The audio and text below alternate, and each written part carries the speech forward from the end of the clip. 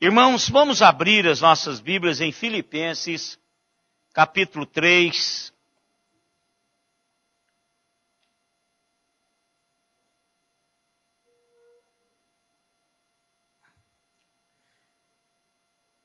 Filipenses, capítulo 3. Eu quero ler com os irmãos do verso 1 até o 17. Uma leitura longa, mas que é uma leitura necessária para a compreensão do que nós vamos pensar agora. Filipenses 3, de 1 a 7. Vamos fazer de 1 a 17.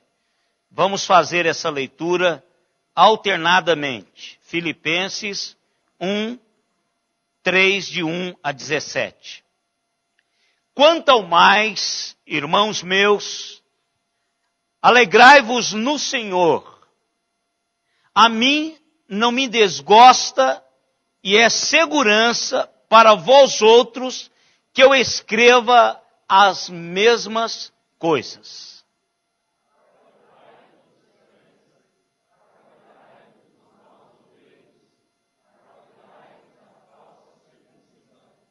Porque nós é que somos a circuncisão.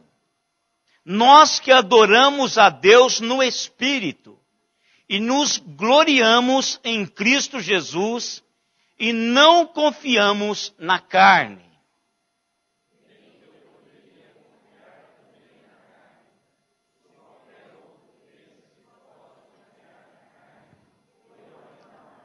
Circuncidado ao 8º dia, da linhagem de Israel, da tribo de Benjamim, hebreu de hebreus, quanto à lei, fariseu.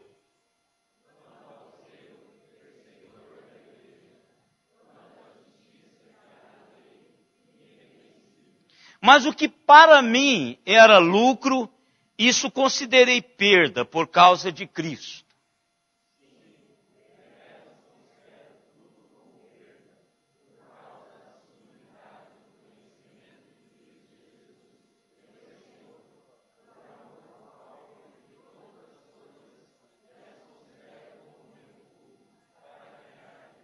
E ser achado nele, não tendo justiça própria, que procede de lei, senão a que é mediante a fé em Cristo, a justiça que procede de Deus, baseada na fé.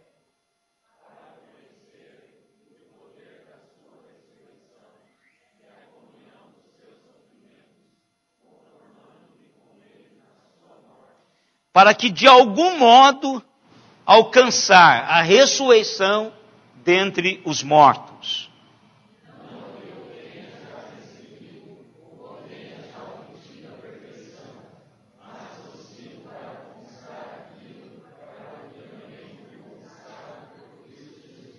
Irmãos, quanto a mim, não julgo havê-lo alcançado, mas uma coisa faço, esquecendo-me das coisas que para trás ficam, e avançando para as que estão diante de mim,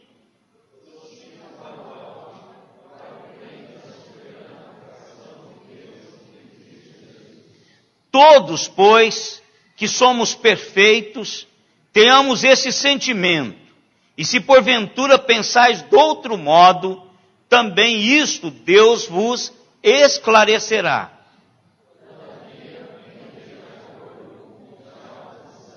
Irmãos, sede imitadores meus e observai os que andam segundo o modelo que tendes em nós. Que Deus os abençoe através da sua palavra já abençoada. 2 jovens, um chama-se, ou chamava-se, John Leonardo Dober, e o outro, David Nichtman. John era um oleiro e David um carpinteiro. Ocupações, profissões comuns, mas homens extraordinários. Eles foram homens que deixaram a segurança dos seus empregos, suas famílias em Copenhague, para se tornarem os primeiros missionários da Morávia, em 1732. Estes homens não estavam indo em uma bela missão de prazo curto, ou de curto prazo, para o Caribe, África, Índia ou China. Mas eles se venderam como escravos para atender um chamado de Deus em seus corações. Eles deram um novo significado à frase paulina, vendidos para Cristo.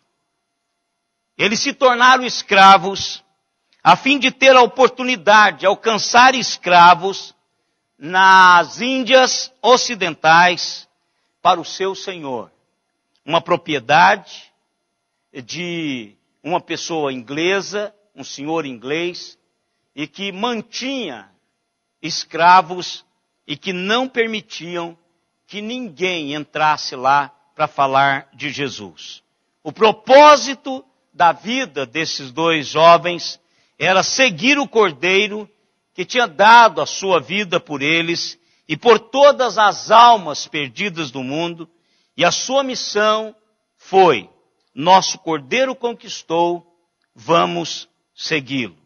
Homens que deixaram as suas famílias e que obedeceram ao chamado e ao coração de Deus para alcançar esses escravos nas Índias Ocidentais, e eles puderam começar um trabalho especial. E quando os seus familiares foram até o porto para despedir deles, eles se abraçaram no navio e gritaram o seguinte: que o Cordeiro que foi morto receba a recompensa do sofrimento de todos vocês. E este brado se tornou a ressonância do batimento cardíaco da missão dos moravianos. Os moravianos enviaram 2.158 missionários para todo o mundo a partir desse momento que esses jovens se vendem e partem para esta ilha para nunca mais voltarem. E dentre os moravianos, se você ainda não estudou, você vai estudar Nicolaus Zinzendorf, que é a grande figura dos moravianos, que é o fundador de verdade do ministério dos moravianos. Agora, quando nós ouvimos esta história, e que foi a mesma pergunta que eu fiz, nós tentamos pensar que isso não é normal. Isso não é normal. Vender-se como escravo. Deixar tudo para trás. Seus projetos, sua família. Ou, aliás, deixar a família como se estivesse em luto. Porque aquilo não era um até breve. Aquela viagem missionária foi uma viagem missionária para sempre. Eles nunca mais voltaram à sua casa. Então a pergunta: isso não é normal?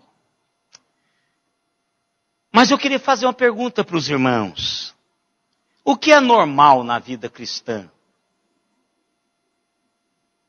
O que é normal na vida cristã?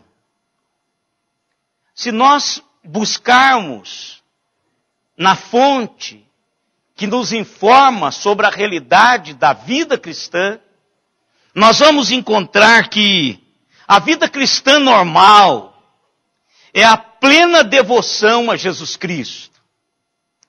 que a vida cristã normal requer nada menos do que total devoção a Jesus Cristo.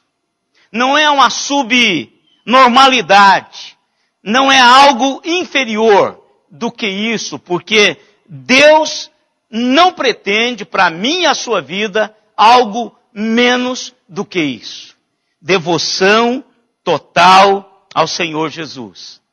Jesus Cristo disse, se alguém quiser seguir os meus passos, deve desistir de todos os seus direitos e de si mesmos, tomar a sua cruz e seguir-me.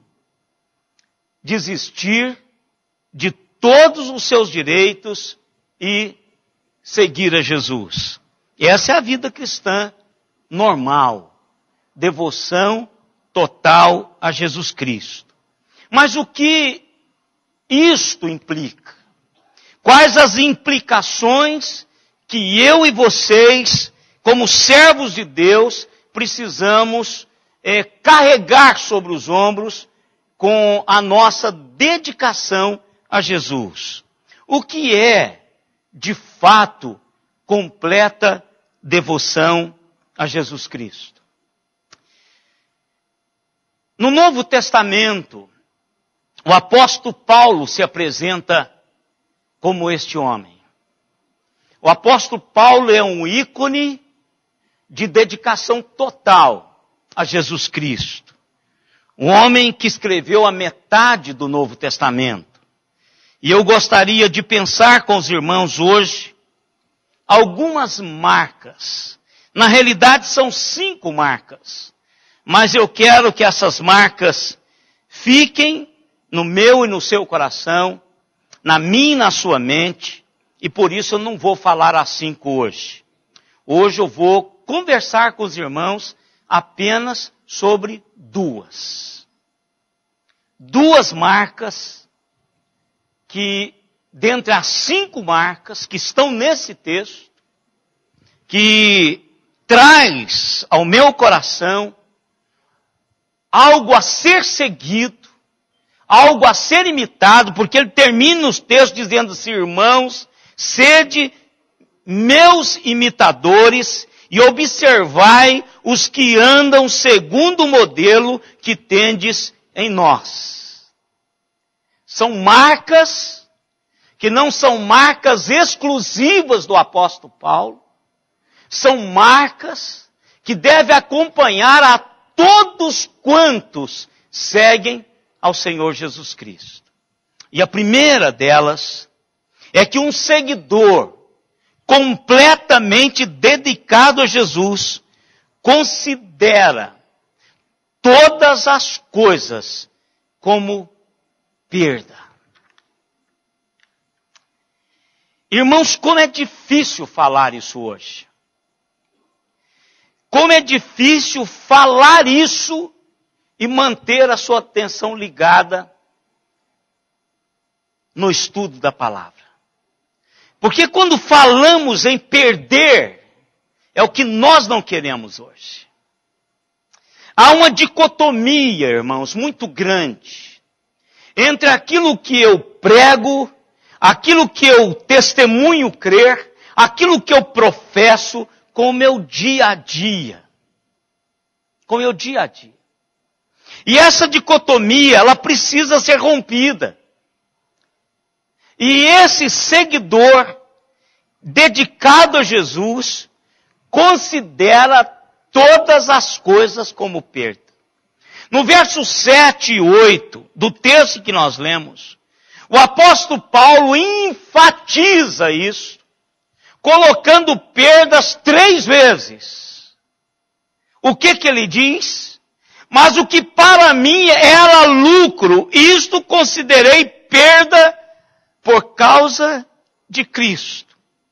Sim, de verdade eu considero tudo como perda por causa da sublimidade do conhecimento de Jesus Cristo, o meu Senhor, por amor do qual perdi todas as coisas e as considero como refúgio para ganhar a Cristo. As coisas que eu costumava considerar como ganho, agora eu as considero como perda. E quais são estas coisas? Quais são estas coisas que o apóstolo Paulo considerava como ganho? E agora ele considera como perda. Estas coisas, irmãos, estão exatamente no verso 4 ao verso 6. Ele sentiu que tinha feito grandes avanços em viver uma vida religiosa.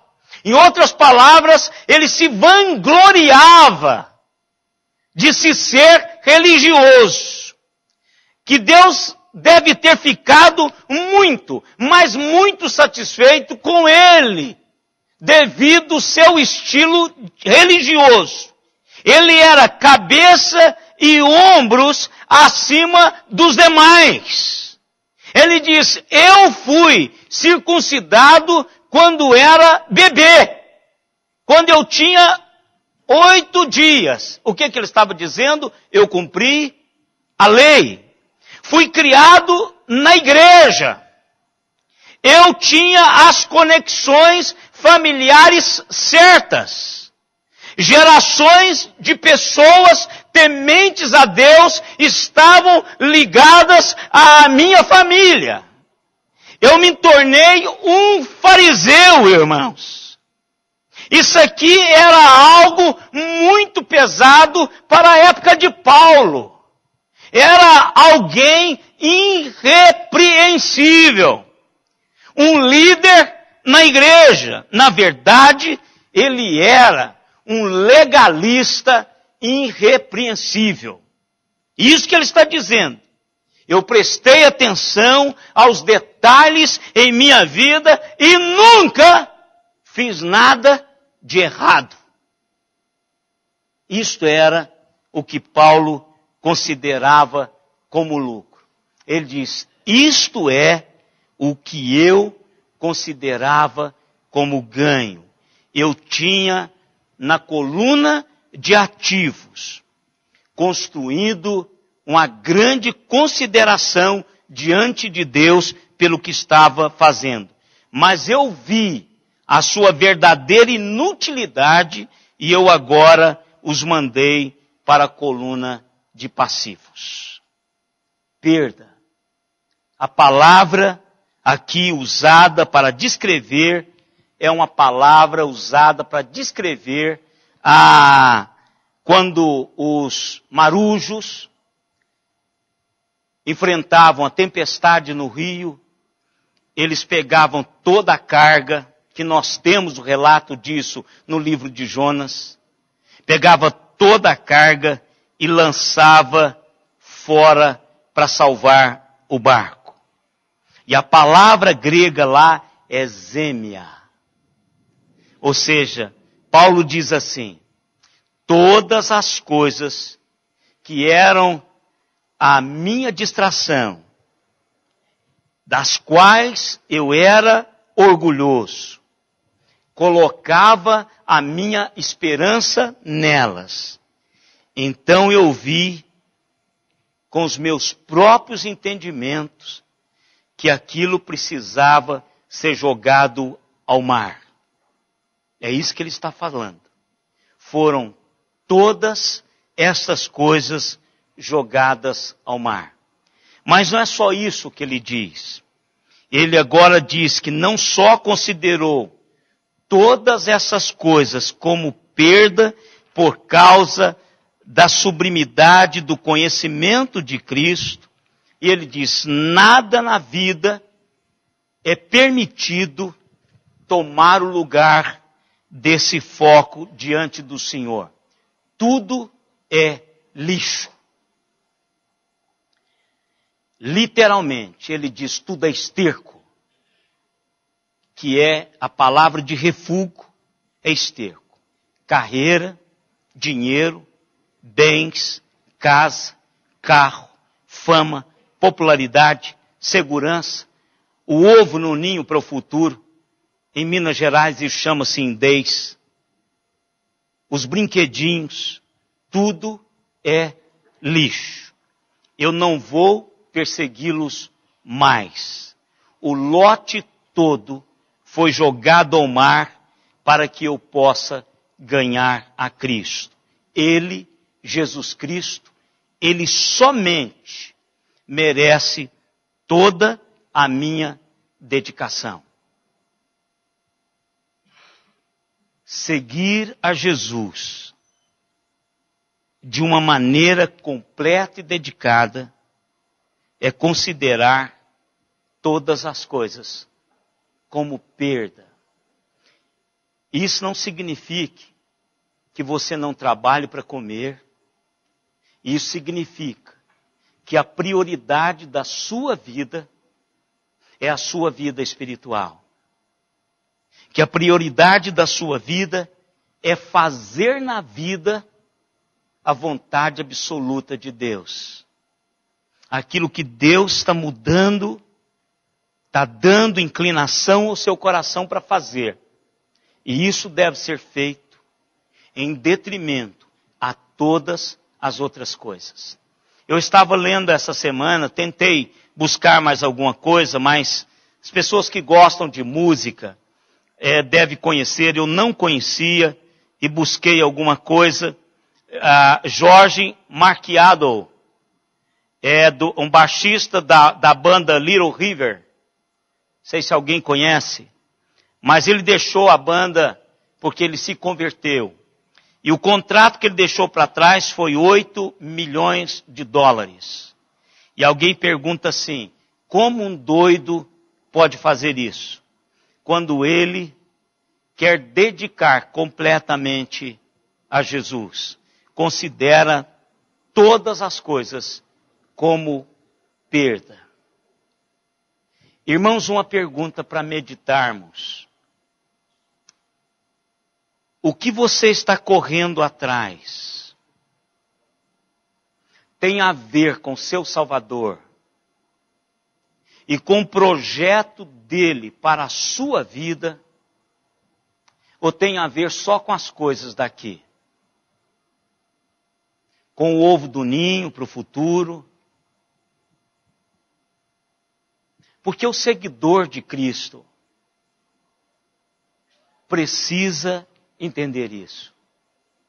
Não é para cruzar os braços. Ele não está dizendo isso. Ele continuou fazendo as suas tendas. Paulo continuou exercendo o seu ministério.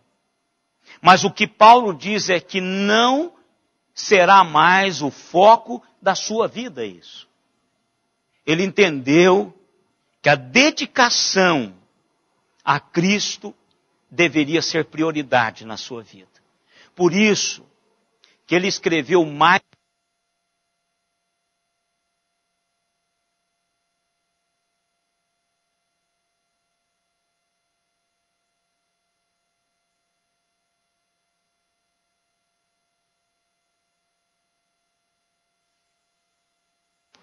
da metade do Novo Testamento foi escrito por este homem que focou em Cristo. Imagine vocês, se ele tivesse corrido atrás de outras coisas, nós não teríamos essas cartas maravilhosas. Nós não teríamos as igrejas abertas. Nós não teríamos as pessoas que ele discipulou, que fizeram a diferença na igreja do Senhor Jesus Cristo. Primeira marca daquele que segue a Jesus Cristo: considerar todas as coisas como esterco para gerar as coisas de Deus na vida. Irmãos, a vida, como diz o salmista, é um sopro. É um sopro. E esta vida é muito importante para Deus. Segunda marca. Um seguidor plenamente dedicado a Jesus Cristo tem uma paixão por conhecer a Cristo. Ele diz, eu fiz tudo isso para que eu possa conhecer a Cristo. Sublimidade do conhecimento de Cristo. Olha que coisa especial, irmãos. E a palavra conhecer aqui, ela é um conhecimento experimental, um conhecimento pessoal. É quando eu experimento com a própria vida esta realidade de Cristo. Paulo está dizendo mais ou menos assim, eu costumava contentar-me com a grande quantidade de conhecimento sobre Deus.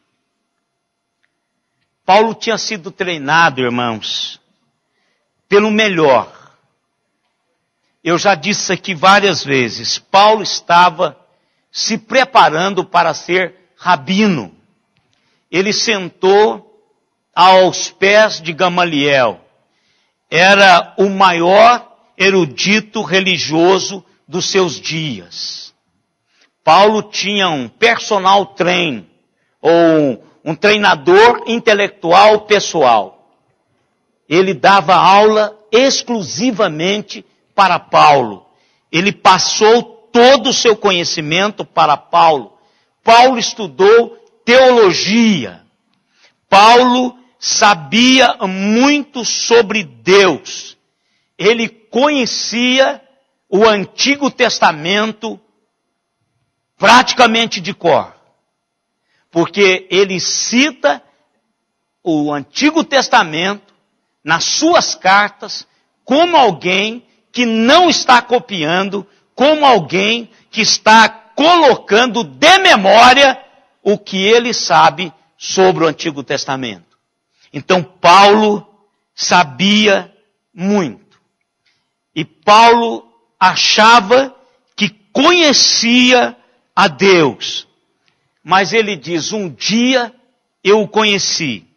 E quem foi que apareceu a Paulo? Jesus Cristo.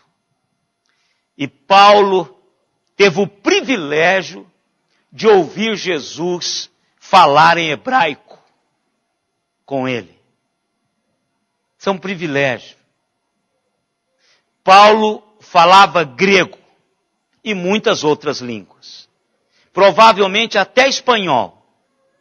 Porque ele queria vir à Península Ibérica. Ele queria vir à Espanha. Mas Cristo fala com Paulo em hebraico.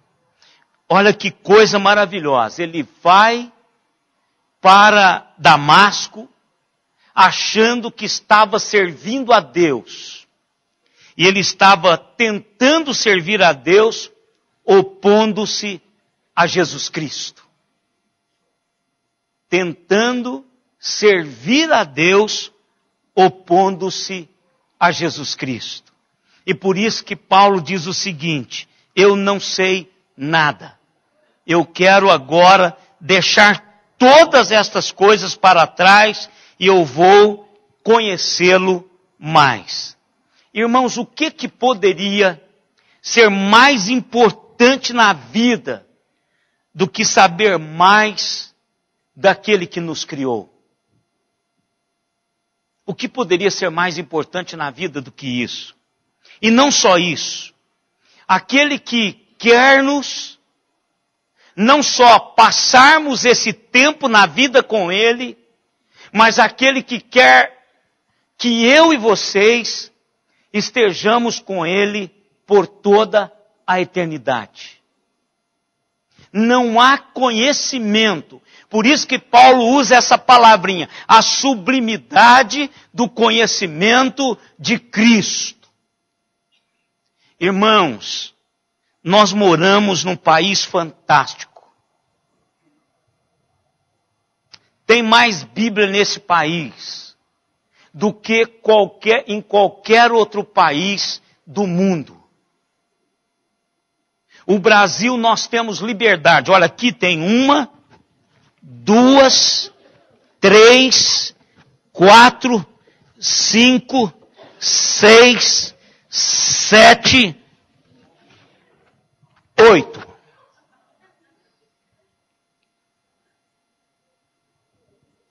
Oito Bíblias que não estão sendo usadas. Tem mais algum aí? Dá uma olhadinha aí. 9. Hein? 8, 9, 10. Os outros são inários. 10 Bíblias. Isso, irmãos, é privilégio de brasileiro. O Silmar diz, de uma das suas viagens, que eles usavam a página, cada um tinha uma página. E era privilegiado quem tinha a página. Eles trocavam e diziam assim, cuide dessa página, porque é a única que eu tenho. Quanto tempo você gasta com Deus por dia? Esse Deus que te criou. Esse Deus que quer que você ande com Ele hoje. Mas esse Deus que sonha e espera, irmãos, e aguarda por mim e por você na eternidade. Quanto tempo você gasta com Ele hoje? Não fale não, para você não ficar com vergonha. Irmãos, nós achamos anormal o que esses dois moravianos fizeram.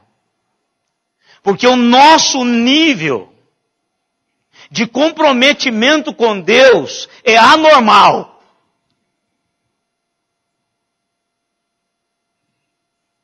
Quando nós olhamos para pessoas dedicadas de verdade, nós achamos que eles são extraterrenos. Porque nós nos nivelamos, isso é uma tendência nossa, nos nivelarmos com o mais baixo possível. E sempre nós queremos até que liderança abaixe para que seja avalista do que está fazendo. Irmãos, a palavra de Deus é a sublime revelação de Deus para mim e para você.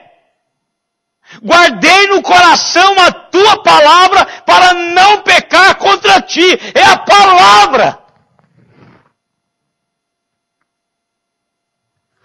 É a sublimidade do conhecimento e da revelação especial de Deus ao meu coração. É isso que Paulo está falando.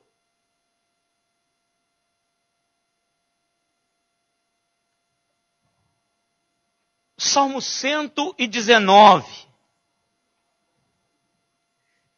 verso 50. O salmista me diz algo muito precioso. O que me consola na minha angústia é isto, que a tua palavra me vivifica.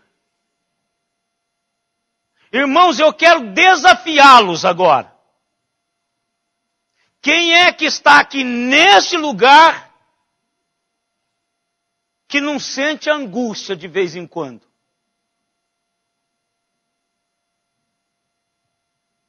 Angústia dos pais dos bebês que estão aqui. Angústia de perder o emprego, da firma não ter mais o que estava acontecendo. Angústia da vida. Angústia, angústia, angústia, angústia. Agora está aqui, irmãos, olha a prova desse descaso. Eu gostaria de ler o nome das pessoas dessa Bíblia, mas eu não vou ler não. Essa eu sei que é de púlpito. Reverendo, o presbítero Anquises Brasil doou essa Bíblia para ficar no púlpito da igreja em 26 de abril de 1981, quando eu estava no segundo ano de seminário. Essa está fora. Nós precisamos disso, irmãos. Você quer fluir na vida, você quer buscar algo especial, meta a sua cara na palavra, estude a palavra, busca de Deus. Se você não consegue compreender, vá para um grupo de estudo da palavra, venha às quartas-feiras, faça as perguntas que você quiser, venha aos domingos de manhã, estude a palavra, impregne a sua vida dessa palavra. Paulo diz assim, combati o bom combate, guardei a fé, já agora a coroa da justiça me está preparada, não somente a mim, mas a todos quantos amam a sua vida. Por que esse homem chegou ao final da vida vibrando com a eternidade desse jeito, irmãos? Porque foi prioridade para ele conhecer a Jesus. Prioridade. Prioridade na meditação, prioridade se estar com Deus. Por isso que ele gerou essa realidade das Escrituras, irmãos, para mim e para você. Irmãos, o que Deus está precisando hoje, sabe o que? Não é de mais igreja. O que Deus está precisando hoje é de cristãos completamente dedicados ao Senhor, apaixonados pelo conhecimento de Cristo Jesus e que considere todas as coisas em segundo projeto, em segundo plano. Que Deus seja prioridade na minha vida. Às vezes nós somos promovidos, irmãos, em determinadas empresas, e quando chegamos lá falando, ó, que agora eu cheguei no lugar que eu queria, é perguntar a Deus o que o Senhor me quer nessa posição? O que o Senhor quer fazer nessa empresa? Quem é que eu tenho que, qual que é o chefão, qual que é a pessoa que eu vou ter contato que pouquíssimas pessoas têm para levá-los a Jesus? O que o Senhor quer que eu faça aqui como servo do Senhor? Não tem problema, você galgar posições, mas quando você estiver lá, lembre-se da sua prioridade. Que o carro top de linha não seja o seu assunto maior na empresa.